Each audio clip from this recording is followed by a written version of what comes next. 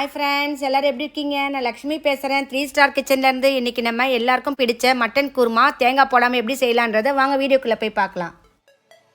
இது அருமையான மட்டன் குருமா செய்கிறதுக்கு நான் 3/4 கிலோ மட்டன் எடுத்திருக்கேன்.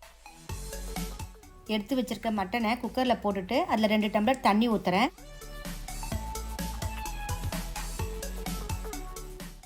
இதில் 1 ஸ்பூன் மஞ்சள் தூள் போடுறேன். இப்போ நான் இதில் 1 ஸ்பூன் உப்பு சேர்க்குறேன். உப்பு சேர்த்த உடனே இதெல்லாம் நல்லா கலந்து கொடுத்துடலாம். இப்போ இதில் கடைசியாக 1 ஸ்பூன் எண்ணெய் சேர்க்கலாம். இப்போ குக்கருடைய மூடியை போட்டுட்டு நம்ம 4 விசில் வர வரைக்கும் வெயிட் பண்ணலாம். இப்போ குருமாக்கு தேவையான பொருள்: வெங்காயம், பூண்டு, இஞ்சி, தக்காளி, மிளகாய்த்தூள், கரம் மசாலா, தனியாத்தூள், பச்சை மிளகா, பட்டை, லவங்கம். இங்கே நான் ஒரு கடாயை எடுத்து ஸ்டவ்வில் வச்சுருக்கேன். அதில் 4 ஸ்பூன் எண்ணெய் ஊற்றுறேன்.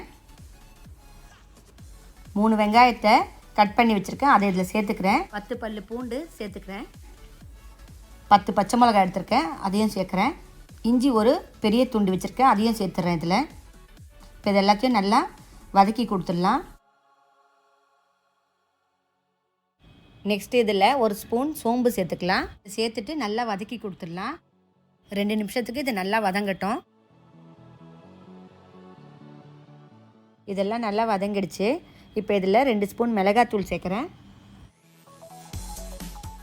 1 ஸ்பூன் தனியாத்தூள் சேர்க்குறேன்.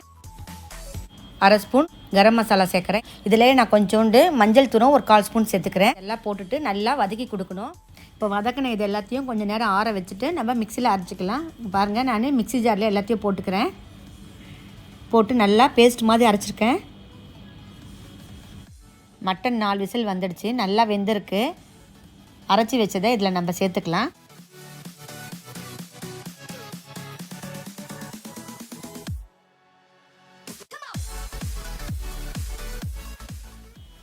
இதை நல்லா கலந்து கொடுத்துடலாம். இதில் நான் மசாலா கழுவின தண்ணியும் 1 டம்ளர் ஊற்றுறேன். நான் இந்த சைடு ஒரு கடாய் வச்சுருக்கேன். அதில் 4 ஸ்பூன் எண்ணெய் ஊற்றிக்கிறேன்.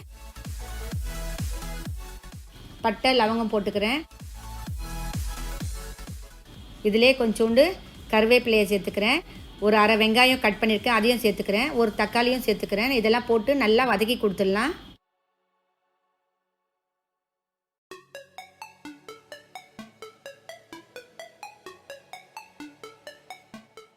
இதெல்லாம் நல்லா வதங்கிடுச்சு. இப்போ இதை குருமாவில் சேர்த்துக்கலாம். குருமாவில் சேர்த்துட்டு நல்லா கலந்து கொடுத்துடலாம்.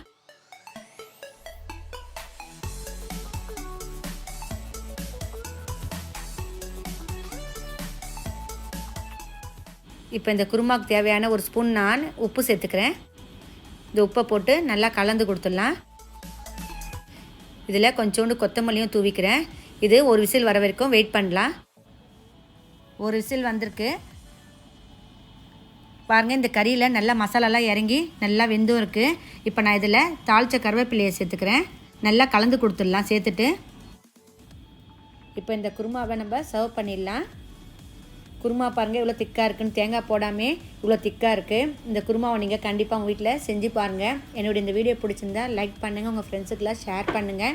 என்னுடைய வீடியோ ஃபஸ்ட் டைம் பார்க்குறவங்களா இருந்தால் சப்ஸ்கிரைப் பண்ணுங்கள். பக்கத்தில் இருக்க பெல் பட்டனையும் கிளிக் பண்ணுங்கள். அப்போ தான் நான் போகிற புது வீடியோலாம் உங்களுக்கு உடனுக்குடனே அப்டேட் ஆகும். என்னுடைய இந்த வீடியோ பார்த்ததுக்கு நன்றி.